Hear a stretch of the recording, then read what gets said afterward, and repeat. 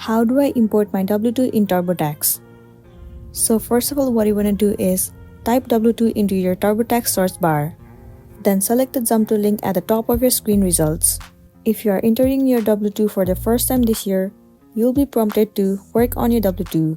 And if you have already entered your W-2, you can choose to edit it or add another one.